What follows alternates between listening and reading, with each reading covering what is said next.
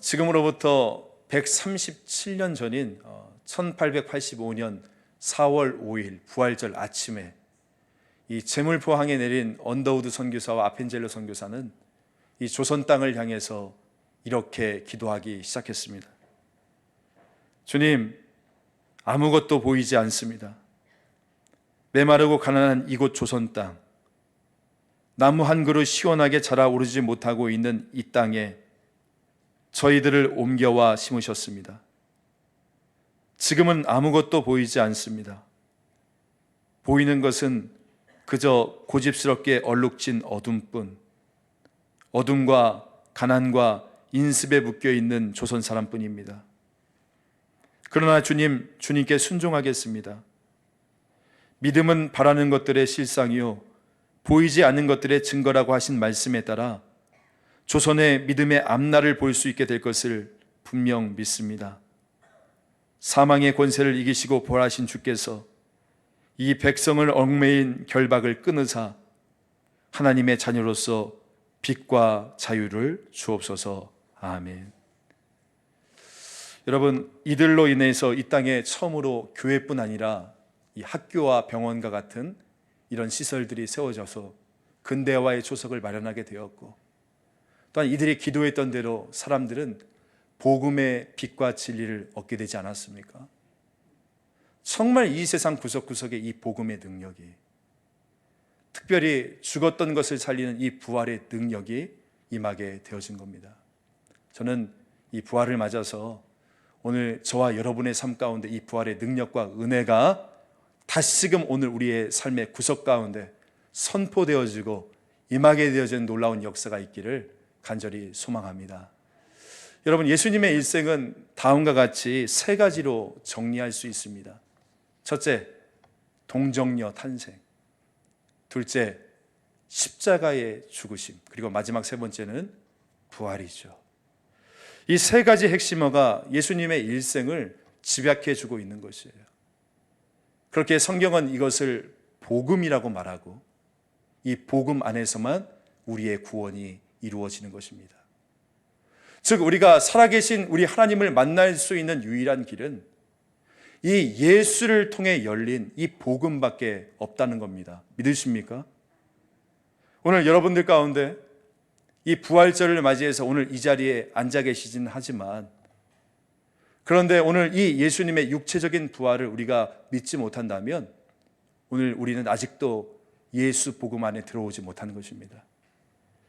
예수님의 이 동정녀 탄생도 믿어지지 않고, 나를 향한 예수님의 십자가 죽음과 부활도 믿어지지 않는데 오늘 이 자리에 나와서 앉아 있다?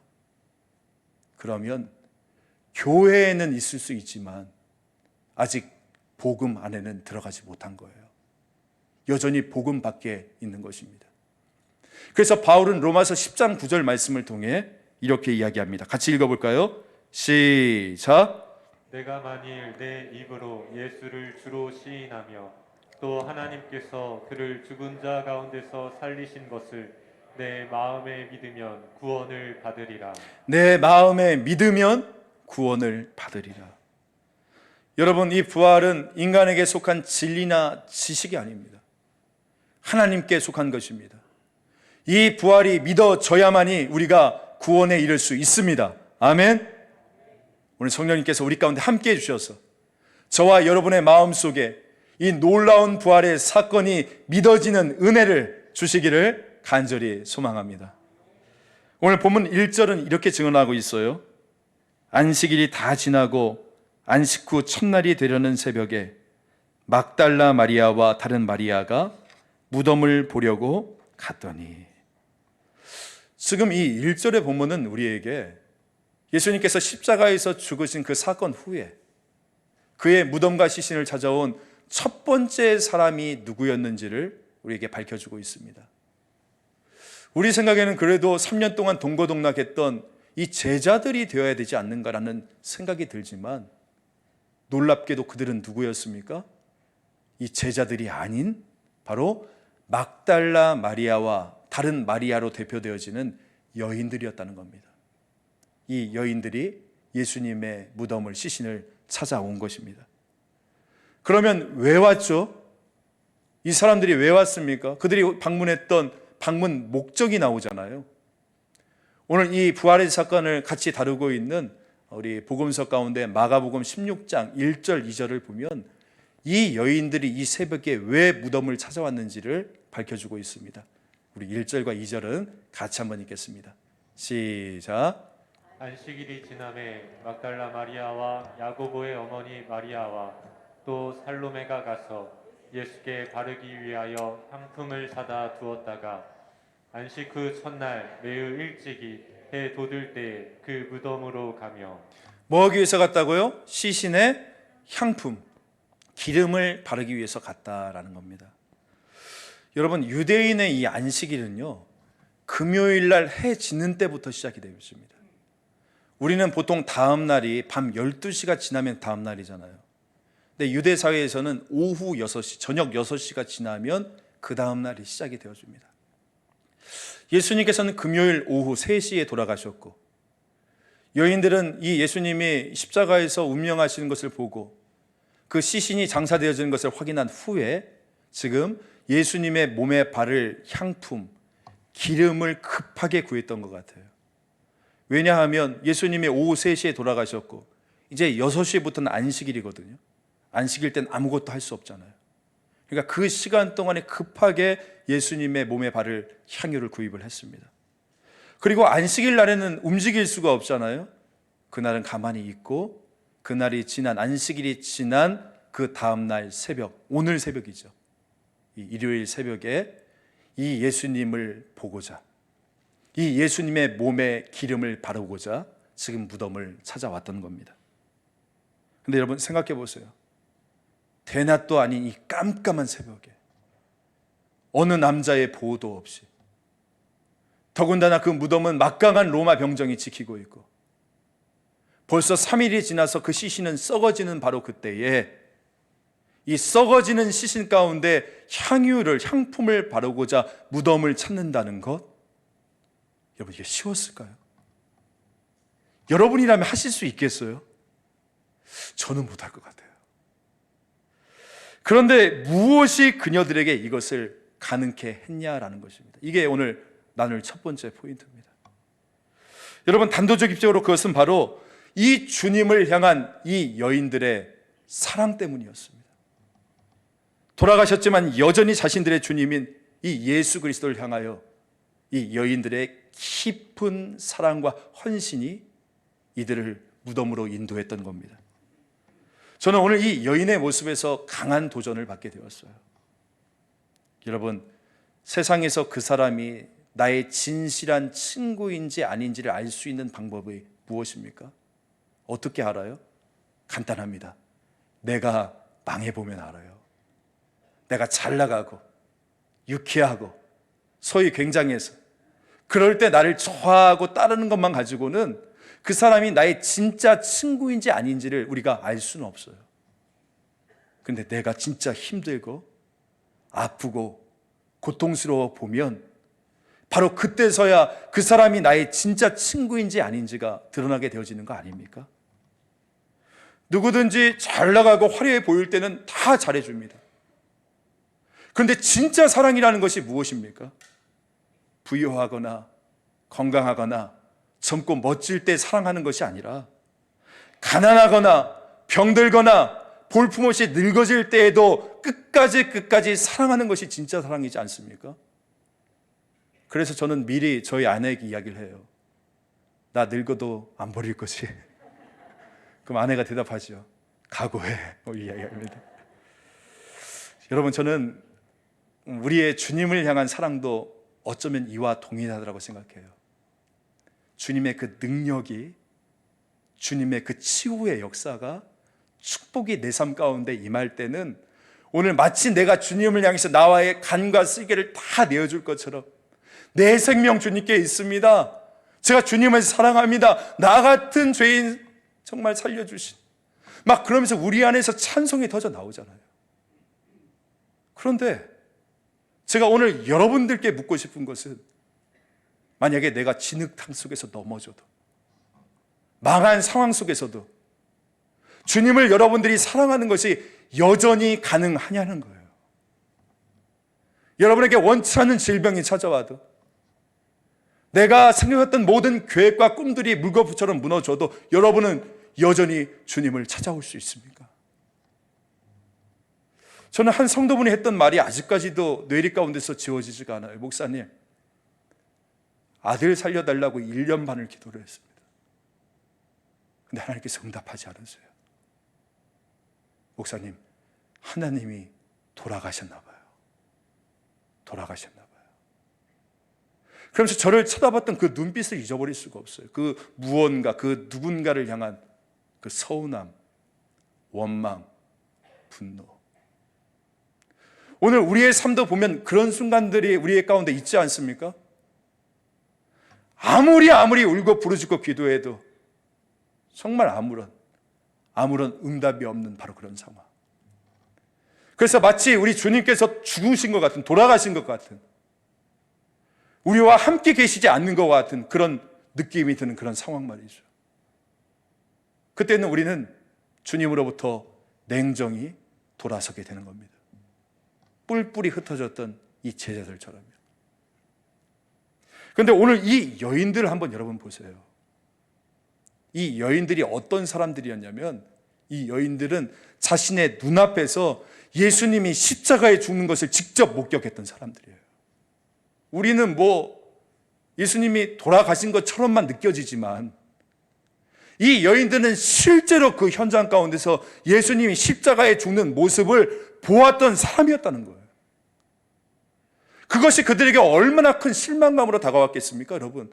이 여인들도 제자들과 똑같은 기대를 가지고 예수님을 따랐을 텐데요. 그 당시에 예수님의 십자가의 의미와 부활의 의미를 알았던 사람이 있습니까? 없죠, 아무도.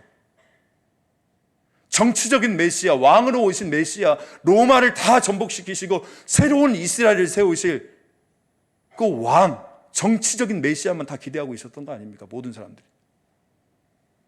아마 예수님이 십자가에서 딱 죽어버리는 모습을 봤을 때 그 어떤 절망의 순간보다 가장 큰 절망의 순간이었을 것입니다. 그때 그들에게 찾아왔던 그 감정, 여러분 상상이 되세요? 이런 상황은 제자들도, 3년 동안 그 예수님을 따랐던 제자들도 배신감과 좌절감에 다 떠나게 만들었던 거 아닙니까? 전 솔직히 이해가 돼요, 이 제자들이. 예수님이 죽었는데, 다 끝났는데 굳이 뭐로 여기에 있을 필요가 있는가? 전 이해가 되더라고요. 그런데 놀라운 것은 오늘 이 본문에 나오는 이 여인들은 그러한 실망감에도 어떻게 합니까? 이 예수님이 죽었다라고 느껴질 이때에도 예수님의 시신을 찾아왔다는 거예요. 어떤 기적을 바라고 찾아왔을까요? 어떤 기대, 무엇을 얻을까 해서 찾아왔을까요? 아닙니다. 이 여인들은 그냥 예수님 자체를 사랑했던 거예요. 예수님이 죽으셨든지 살아나셨든지 영원히 그 예수님은 자신들의 예수님이었기 때문에 이 여인들은 그냥 예수님을 그저 한 번이라도 더 보고 싶은 마음, 한 번이라도 더 그 예수님을 보기 원했던 그 마음을 가지고 이 이른 새벽에 그 썩어져가는 시신을 닦기 위해서 찾아왔던 것입니다. 제가 잊어버리지 않는 장례식이 하나가 있는데, 한 집사님 갑작스러운 사고로 남편을 떠나보냈어요. 이제 장례식이 진행되고 마지막 발인해서 운구에서 리무진에 실지 않습니까? 이제 마지막 목사님 기도 마치고 이 트렁크를 닫아야 되는데 그 아내분이 그 관을 붙잡고 놓치라는 거예요. 조금이라도 더 함께하고 싶다는 거죠. 여러분 기억하세요. 오늘 이 여인들은 예수님이 가지신 능력 때문에 사랑한 게 아니에요. 그냥 그 예수님 그 자체를 사랑했던 겁니다. 이 여인들은요. 여러분께 물을게요. 여러분은 오늘 이 말씀 속에 나오는 이 여인처럼 주님이 죽었다라고 느껴질 때, 주님께서 응답하지 않는다라고 느껴질 때, 주님께서 끝까지 나에게 함께 하시지 않고 떠나신 것이 아닌가라고 느껴지는 바로 그 순간에도 오늘 이 여인처럼, 이 여인들처럼 정말 끝까지 주님을 다시금 찾아올 수 있습니까? 다시 찾아올 수 있어요? 내 자식이 입시에 실패해도 다시금 주님 찾아올 수 있어요? 여러분에게 질병이 찾아와도, 여러분의 사업이 무너지고 내가 계획했던 것들이 이루어지지 않아도 여러분 다시금 주님께 찾아올 수 있습니까? 저는 주님의 마음이 느껴졌어요. 사랑하는 아들 딸아, 내 시신이 있는 곳에 네가 향품 들고 그냥 찾아와 주면 안 되겠니? 끝까지 무덤에 누워있는 나를 그냥 소박하게 사랑해 주면 안 되겠니? 그러면서 제 마음속에 이런 기도가 터져 나오더라고요. 주님, 주님의 위대한 이야기만을 사랑하는 내가 아니라 그 주님의 무능해 보이는 이야기까지도 사랑할 수 있는 제가 될 수 있도록 주님께서 그 마음을 허락하여 주옵소서. 내 구주 예수를 더욱 사랑, 내 구주 예수를 더욱 사랑하게 하여 주옵소서. 위대한 야망을 가지고 있는 사람들 다 어디 갔습니까? 다 떠났어요. 왜냐? 자신의 기대와는 달랐기 때문이죠. 어머니 앞세우면서 예수님의 좌편과 우편에 앉겠다고 했던 요한과 야고보 어디 갔습니까? 마청이라고 폼 잡고 우쭐대던 베드로 어디 갔어요? 다 배신감에 쩔어서 다 도망간 거 아닙니까? 다 흩어져 버린 거 아닙니까? 여러분, 오늘 우리가 그럴 수 있어요. 내 기대와 어긋날 때, 조금 더 쉽게 이야기하면 내가 원하는 것이 이루어지지 않을 때, 오늘 우리가 이 제자들의 모습처럼 살아갈 수 있다는 것입니다. 그런데 오늘 이 여인들은 그 실망감에도 새벽부터 종종 걸음으로 나와서 이 썩어져간 예수님의 시신을 이 향유로 닦기를 원했다는 거예요. 이것이 어떻게 가능했냐? 그녀들은 그냥 예수님 자체를 사랑했기 때문인 겁니다. 여러분 기억하세요. 이 예수님의 시신을 다시 찾아온 이 여인들이 부활의 놀라운 사실을 가장 먼저 접하게 되어지는 겁니다. 오늘 우리도 마찬가지 아닙니까? 혹시 오늘 이 예배 가운데 계시는 분들 가운데 마치 하나님께서 나에게 죽으신 것처럼 느껴지시는 분 혹시 계십니까? 너무나 삶이 지금 힘들어서, 세상은 나를 속이고 나를 지치게 만들어서 마치 주님께서 안 계신 것처럼 느껴지시는 분 계세요? 나에게 뭘 해줘서, 사업 번창하게 해주셔서, 자식 잘 되게 해주셔서, 뭐든지 병이 낫게 해주셔서, 뭘 해주셔서가 아니라 지금 내 삶이 너무나 지긋지긋하고 되는 것은 하나 없고 병은 낫지 않고, 그래서 마치 재물포항에 내렸던 이 언더우드처럼 앞에 보이는 것은 어두운 뿐이긴 하지만, 그래서 예수님이 죽으신 것처럼 느껴지긴 하지만, 여러분 저는 그럴 때마다 오늘 우리가 이 여인들을 떠올렸으면 좋겠어요. 아, 이 여인들도 지금의 나처럼 이렇게 절망스러웠겠지, 이렇게 나처럼 눈물이 앞을 가렸겠지. 하지만 눈물을 흘릴지언정 끝까지 주님을 떠나지 않았지. 나도 끝까지 주님을 떠나지 않으리라.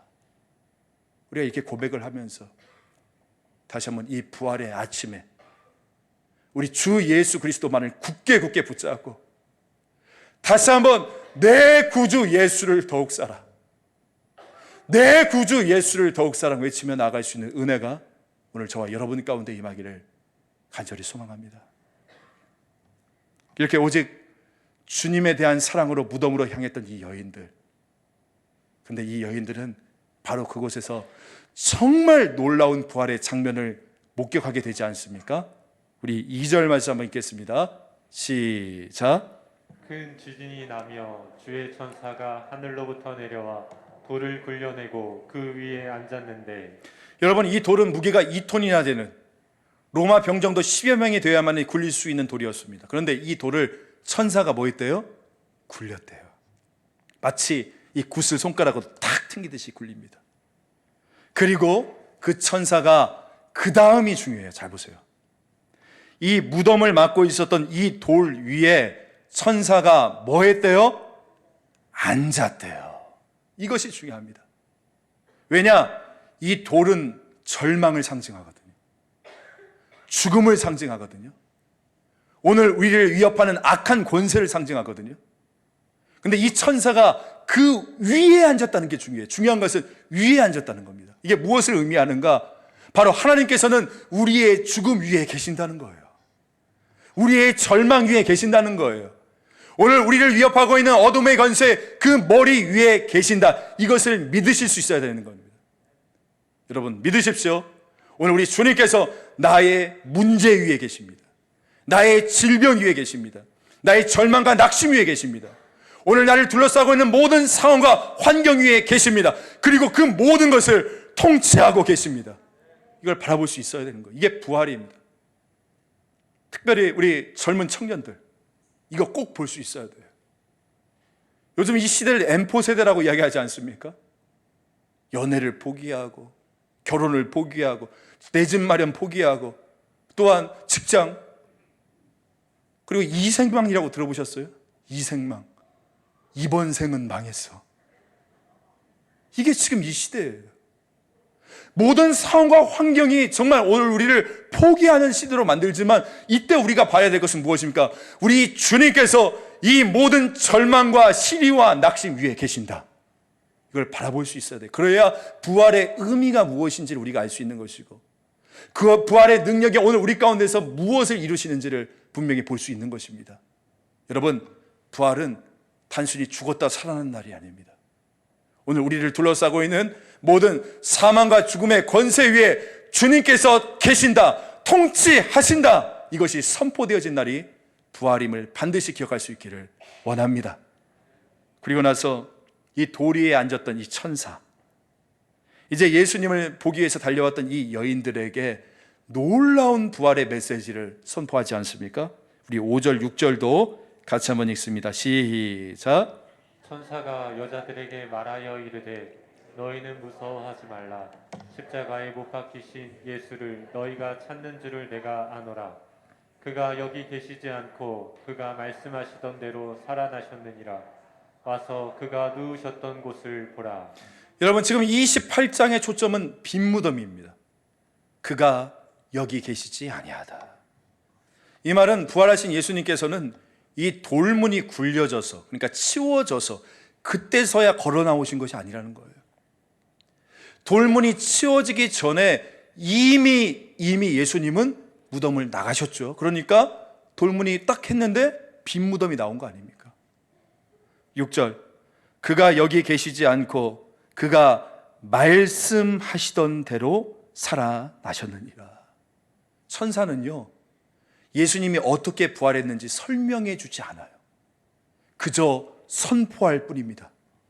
그가 말씀하시던 대로 살아나셨느니라. 그가 말씀하셨는 대로 살아나셨느니라. 그가 말씀하신 대로 살아나셨다. 선포하는 거예요. 여러분, 여기서 우리가 알 수 있는 하나님의 마음은, 하나님의 명령은, 부활은 어떤 것이냐? 선포되어지는 것이라는 것입니다. 부활은 선포되어지는 거예요. 여러분, 누구한테 선포되어져야 됩니까? 오늘 이 부활의 사실이 여인에게와 그리고 첫 번째 누구에게 선포됐죠? 로마 이 돌문 앞을 지키고 있었던 병정들에게 선포가 되어집니다. 여기서 우리가 중요한 인사이트를 깨닫게 되어집니다. 여러분, 부활의 소식은 지금 나를 대적하고 있는 영적인 악한 세력 가운데 선포되어져야 되는 것입니다. 지금 나를 위협하고 있는 죽음의 권세 가운데, 오늘 우리의 마음을 어렵게 만드는 절망의 그림자에, 나를 죽음의 공포로 몰아넣는 그 두려움, 여러분의 마음 속에 있는 두려움과 불안에게 사망아 너의 승리가 어디 있느냐, 사망아 너의 쏘는 것이 어디 있느냐라면서 이 부활의 승리와 생명을 여러분의 삶의 구석구석 가운데 선포할 수 있는 은혜가 오늘 이 아침에 있기를 간절히 소망합니다. 아멘.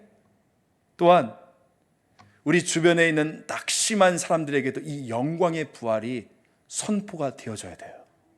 7절에 보니까 또 빨리 가서 그의 제자들에게 이르되, 이 제자들이 어떤 제자들이었어요? 기대했던 것과는 달리 이루어지지 않으니까 실망하고 배신감과 좌절감에 예수님 떠났던 그 낙심한 제자들 아닙니까? 근데 이 제자들에게 예수가 다시 살아나셨다. 다시 영광의 주의 얼굴을 바라보라. 여러분, 이처럼 부활을 대해야 하는 우리를 향한 하나님의 명령은, 부활은 선포되어져야 된다는 것입니다. 특별히 8절에 보니까 그 여자들이 무서움과 큰 기쁨으로 빨리 무덤을 떠나 제자들에게 알리려고 뭐 했대요? 다름질했대요. 당시 제자들은 이 부활에 대해서 전혀 모르고 있었잖아요. 낙심해 있고 두려워하고 있고. 근데 이 제자들에게 자기가 보았던 큰 기쁨과 생명의 예수님의 그 부활을 선포하는 것. 여러분, 이것이 부활의 장면을 먼저 보았던 이 여인들의 사명 아니었습니까? 다시 8절 보세요. 제자들에게 알리려고 다름질할세. 제가 저것을 보면서 뭘 깨달은 줄 아십니까? 여러분, 부활 신앙이라는 것은요, 알리기 위해서, 그러니까 선포하기 위해서 달려가는 것이구나. 이것이 부활 신앙이구나. 이것을 다시 한번 깨닫게 되었습니다. 지금 이 부활을 목격했던 이 여인들의 한 가지 일념 뭡니까? 알리고자 뛰어갔다는 거 아닙니까? 이 여인들에게는 막달라 마리아처럼 20대 초반의 젊은 여인도 있었어요. 그런데 요한의 어머니처럼 우리 권사님 연세쯤 되는 지긋한 여인들도 있었습니다. 그런데 젊은 여인부터 나이 드신 우리 권사님까지 뛰기 시작했다는 거예요. 이 장면이 상상이 가세요? 그 무거운 몸을 이끌고 뛰기 시작하는 거예요. 무엇 때문에? 부활을 경험했기 때문에. 어떤 마음으로? 이 부활의 기쁨을 어떻게든 빨리 전하고 싶어서 이 무거운 몸이 뛰기 시작했다는 거예요. 지난 금요일에 금요 성령 집회를 마치고 제가 이제 집에 들어갔는데, 이제 옷을 벗고 이제 정리를 하는데, 아내가 저보다 좀 더 늦게 왔거든요. 근데 아내가 이제 들어오면서 저희 아이한테 이렇게 전화를 했나 봐요. 아이가 전화 받는 내용이 들려요. 하율아, 엄마가 오다가 편의점을 들렸는데 포켓몬빵이 있어. 포켓몬빵을 2개나 샀어. 엄마가 빨리 달려갈게. 그러니까 막 이 환호성과 함께, 여러분, 포켓몬빵 2개만 손에 줘도 우리가 뛰어가게 되어 있어요. 하물며 이 복음, 이 부활의 소식을 쥐고 있는 오늘 우리가 이렇게 달려가는 인생이 되어야 되지 않겠습니까? 오늘 이 부활절을 맞이하는 우리의 인생 가운데 다시금 회복되어져야 될 것은 바로 이 감격과 다른 박질이에요. 이 부활의 기쁜 소식을 전하기 위해서 오늘 나갈 때 우산 나눠준다니까요. 우산 들고 그 견딜 수 없는 감격을 가지고 다시 한번 우리의 인생이 뛰어가는 힘들이 회복되어질 수 있기를 간절히 소망합니다. 저는 이런 생각을 한번 해봐요. 올 2021년도 한 해, 오늘 우리의 모습은 어떤 모습이 되어야 될까? 우리 염창중앙교회는 어떤 교회가 되어야 될까? 외후 내환, 풍전등화라는 이 말이 딱 맞는 이런 시대적인 상황들, 경제나 정치나 사회나 문화나 모든 것이 절망인 이 시대 가운데서 오늘 우리 신자들이 해야 될 것은 과연 무엇일까? 무엇이라고 생각하세요? 저는 오늘 이 말씀을 보면서 그것은 바로 우리가 부활의 증인으로서 이 죽음에서 다시 사신 예수의 부활의 생명과 능력을 선포하는 것, 이것이 오늘 우리에게 주신 하나님의 사명이구나, 이것을 다시 한번 깨닫게 되었습니다. 제가 몇 년 전에 그 경부고속도로를 타고 쭉 서울로 들어오고 진입해서 들어오는데, 이 판교 쪽에, 이 왼쪽에 서 있는 큰 교회 전체 벽면에 큰 현수막으로 이렇게 딱 적혀 있더라고요. 가정아 살아나라. 제가 그걸 딱 보는 순간에 이 가슴에서 막 뛰는 심장이 멈출 수가 없어요. 가정아 살아나라. 가정아 살아나라. 가정아 살아나라. 우리의 인생아 살아나라. 교회아 살아나라. 가정아 살아나라. 나라와 민족아 살아나라. 이것이 교회에서 나와야 되는 목소리구나. 이것이 이사야 40장에서 나오는 우리가 외치는 자의 목소리가 바로 이것이구나. 아직도 이 예수의 부활의 생명을 모르는 모든 자들에게 다시 살아나셨다, 이것을 선포하는 것이 우리의 사명이구나, 다시 한번 깨닫게 되었습니다.